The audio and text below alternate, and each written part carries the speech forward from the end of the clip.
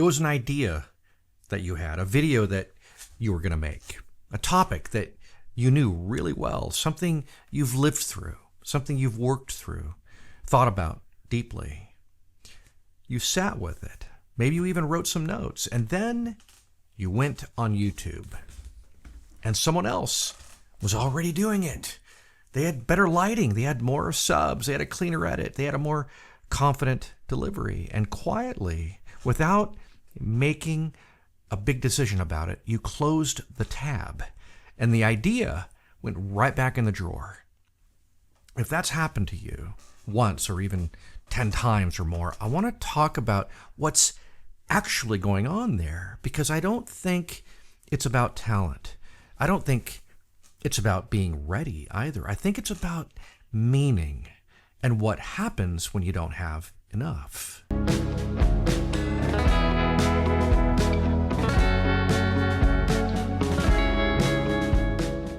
Comparison, I think, is one of the most common reasons that content creators stall.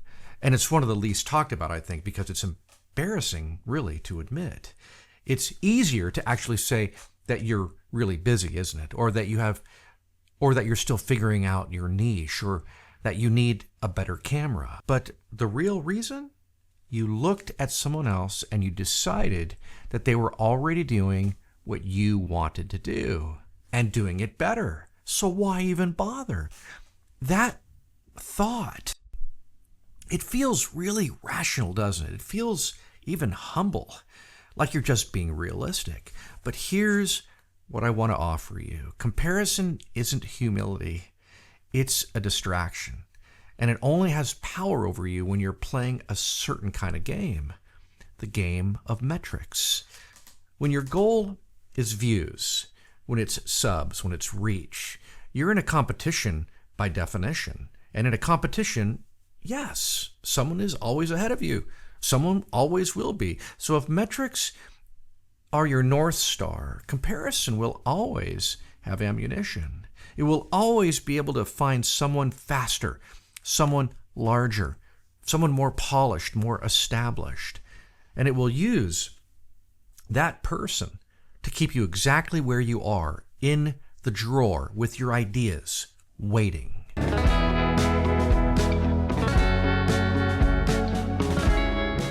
want to suggest a different way of orienting yourself to all of this. Not metrics first, meaning first. Now, let me be really clear. Metrics matter. Of course they do. Analytics are real. Growth is a legitimate goal. I'm not asking you to ignore the numbers. I'm asking you to stop letting them come first. Here's the order that I've come to believe in. Meaning, then creation, then data, then refinement. Meaning is the reason the video exists in the first place, not the strategy, not the keyword, the reason. What do you actually want to say? What have you lived through that someone else is living through right now? What do you understand about yourself, about this work, about being human? That's worth putting on camera. That's meaning. And when you have it, comparison loses most of its grip because nobody else has your reason. The creator with better lighting, 10 times your subs, they don't have your story, your specific angle, the version of this idea that only you can articulate because of what you've been through. You're not in competition with them. You're in a completely different conversation. The problem isn't that they got there first. The problem is that you've been measuring yourself against them instead of staying anchored to your own why.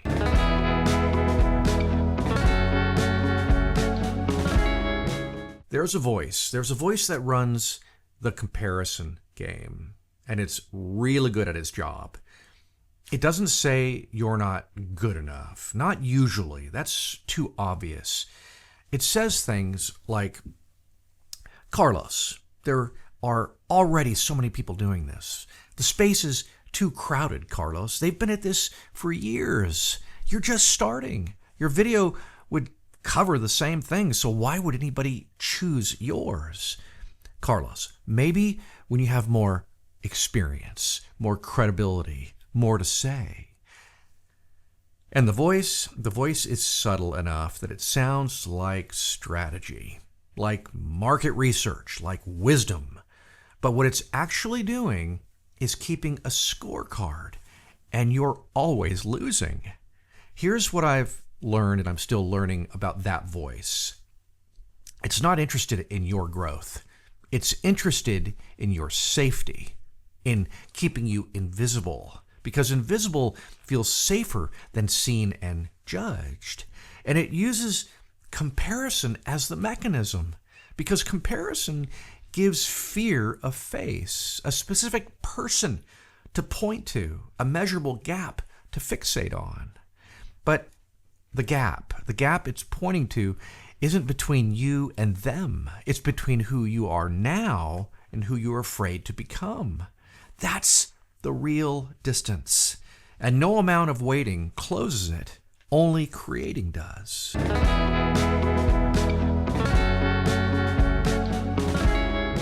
When meaning leads, something practical shifts. You stop asking, is this already being done? And you start asking, is this true to me? You stop asking, will this perform? And you start asking, does this need to be said? You stop optimizing before you've even created, and you start creating so that optimization eventually has something to work with. Analytics become a tool, not a judge. You look at the numbers not to measure your worth, but to learn how to reach people more effectively with the thing you already know you need to say. That's a fundamentally different relationship, I think, with your channel.